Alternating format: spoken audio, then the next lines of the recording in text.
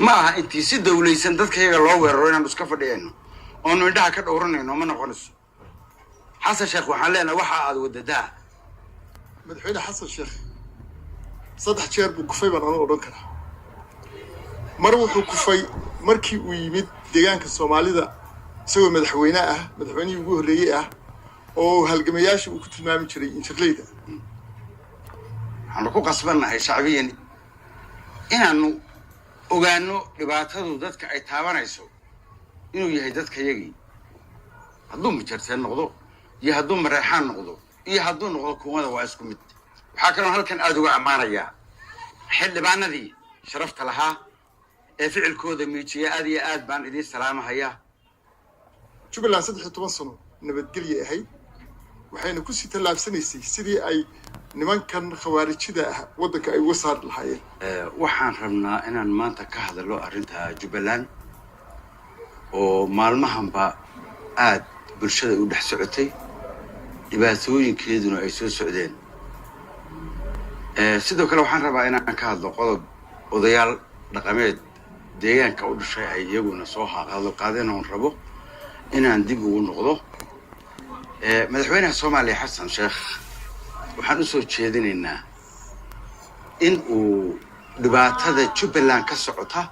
dib ugu istaago ma aha wax la eg oo madaxweynaha yagi oo madaxweynaha Soomaaliyeed waa nin teeramkii labaad soo noqday oo maanta loo arkayay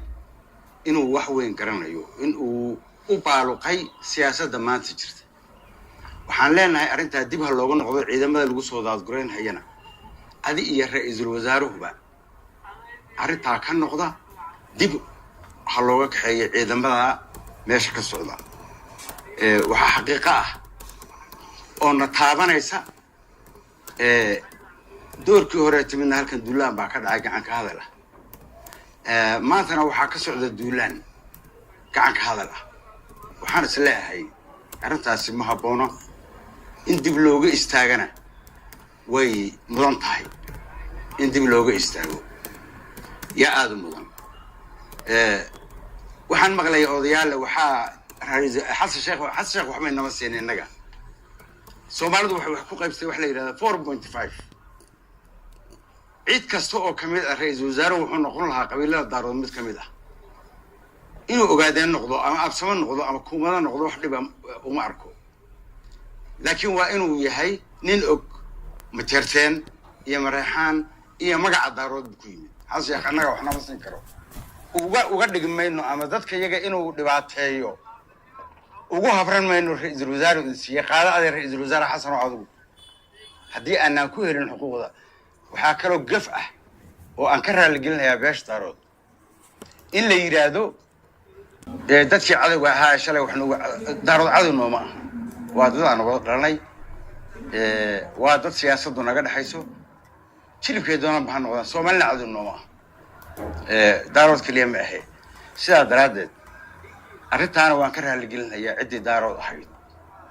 وحوا أنك حاس الشيخ نمسين سومالد وحوا قيبستي أيوم مري هدوم مجرسين نقضو يهدوم ريحان نقضو يهدون نقضو كومادا واسكو مد خيرون متلا ريركا ومتلو مركا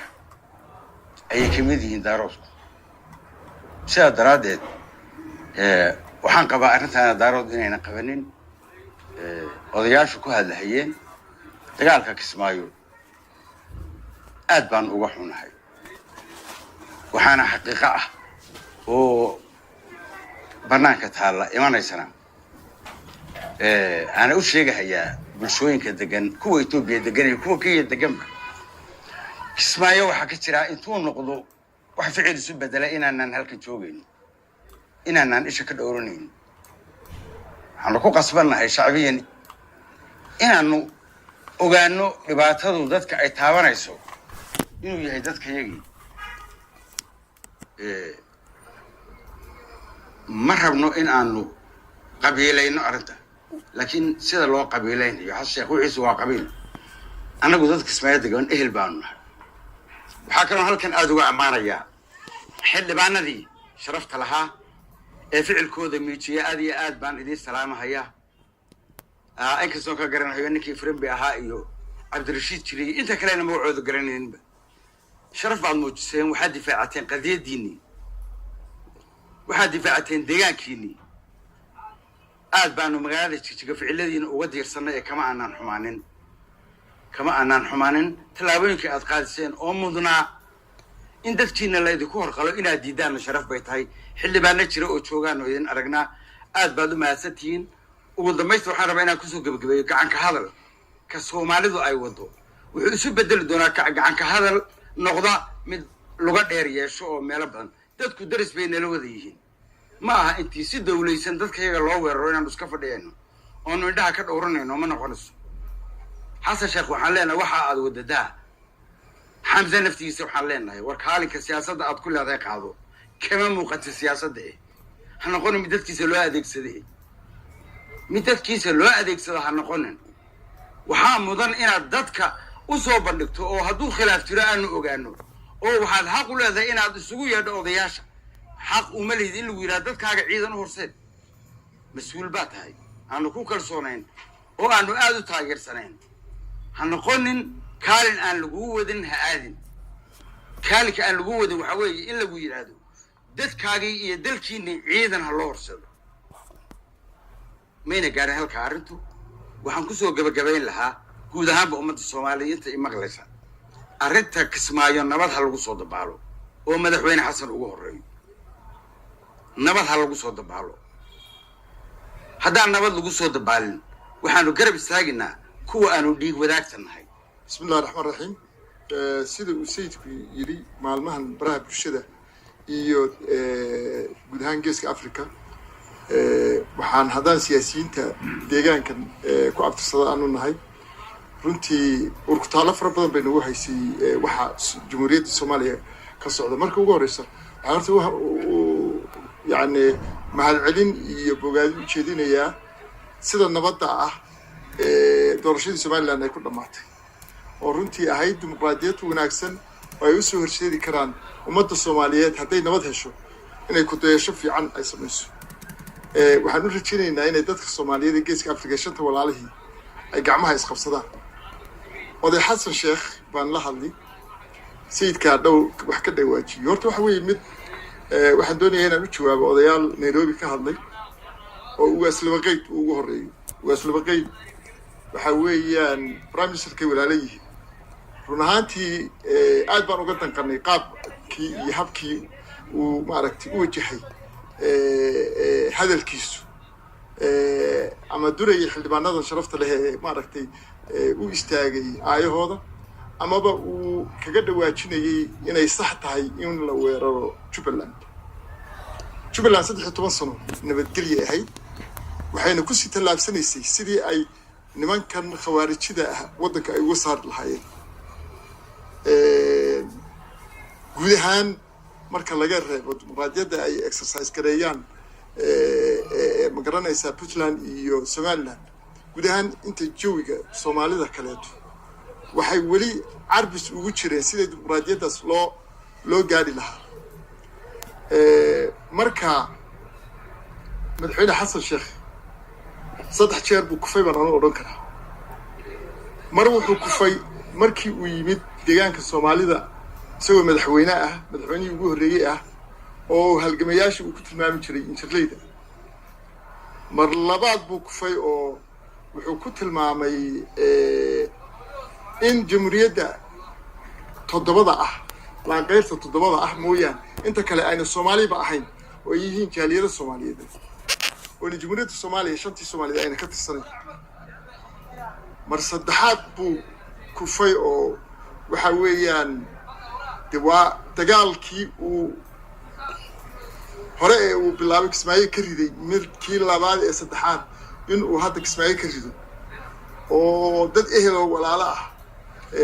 وعندما مرهز كمودي كسوت أذكر يوصلحات مرصلحات وكفاية وأورك الله وحنا وأنا نبغى مقنن يعني إنه نقضى بس Soomaaliyeed oo shanta Soomaaliyeed ba maaragtay isagoo madaxweynaha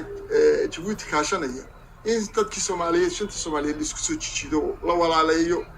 daalka sokeeyana uu halka uu ku dhamaado marka inuu hadda waqtigan aynu joognay maaragtay 2024 sii dhammaanayso inuu dagaalkii sokeeyo oo kaleeto saxansaxa u muuqata uu ka dhexdido Soomaaliya waa kuftin aad u foolxun baan odhan karaa oo xasan sheekh aad u kufayo waxayna ku egtahay isaga iyo xisbigiisa dabal jidid dadka Soomaaliyeed kale ama bahwadaagta la ah waxa isla oo uu ka dhashay yaanan arrintaa u haysan guud ahaan qodobka kale ee doonayo inaan meeshan ka idhaahdo waxa weeye waa Ra'iisul Wasaare Xamse waxa weeye shimbirtii dabkeeda qaaday buulkeeda gubtay inuu noqon waxa weeye meeshan 13 sano khudbadiisa waxay ahayd 13 sano deegaankani dimuqraadiyadii loo baahnaa muunan helin buu yiri kalkii ka horreeyay ninkii lahaa weeye Jubaland dimuqraadiyad bay isku door isagii xasan sheekh waxaan doonayaa inay bilcajiladahoodii shalay ay sheegayeen dib ugu noqdaan maskaxdooda dib u celiyaan waxay shalay lahaayeen iyo waxay maanta leeyihiin bal inay isu miisaamaan guud ahaan nin kursi ilaashanaya inuu u horseedo Soomaali oo 30 sano dagaal sokeeye ku jirta inuu dib ugu celiyo arrinta Soomaalidu way ka soo daashay Soomaalidii waxa kale oo aan halkan baaq u kala waxaynayaa kol haday Soomaaliland naftirkeedu ay ka dhalatay wanaag iyo dimuqraadiyad in iyaga iyo state-ka khaatimo state laba dariso walaala inay noqdaan oo nabad lagu soo dabaalgeeyo deegaankaas socodkii iyo wada noolaashihii walaaltinimo ee dadku Soomaalidu ay isdhaxmarayeen in maaragtay halkaas ay noqoto anaga ahaan deegaan ahaan waxaanu diyaar u nahay wixii naga aadan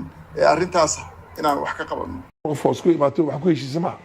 qaran wax yaro adiga aad ma kitaab quraan oo adiga gooni wadata horta Axmed Madoobe meeshii hadda wuu fadhiya wana fadhin intuu Ilaahay cimri siiyo waqfan anaaba ku sheegay hadii waxba laga ma qaadi karo wana fadhin marka waxaan khaatimo ma aqoonsanay Puntland waan la diriri Jubaland waan la diriri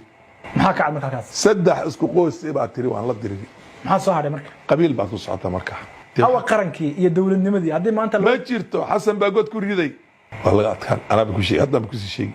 waa laga adkaan madeer gudad baa laga adkaan yaa laga adkaan xasan sheekh maxamed yaa ka adkaan marka waxa ka adkaan Axmed Madoobe wuxuu watay xulufadiisa ciidanka iyo dadka meesha joogay shacabka xasan madaxweynaha federaalka Axmed Madoobe federal baa sheegtay madaxweynaha Mareykanka ka noqdo Mareykanka ciidankana Sacuudiyad kama adkaan meesha xamar Axmed Madoobe wax kasta uu ku sheegay aniga faarax kula hadlay ma wada hadalno haddana aan wada joogno ma wada hadalno ورسليني لكن give him credit for one thing أدو عقلي بدي waxaa jirta xog badan oo dhalinyadeena aadan la socona oo madaxda dawladda iyo maamul goboleedyada dhexmarta Axmed Madoobe waxaan waa la soo wadi waa isla soo socdeen ma isweydiisid maxaa lagu kala booday hadda waxa lagu kala booday annaga waxa noogu sheegay war aniga sharci la'aan ma joogi karee waxaan rabaa doorasho inaan galaa ifasaxa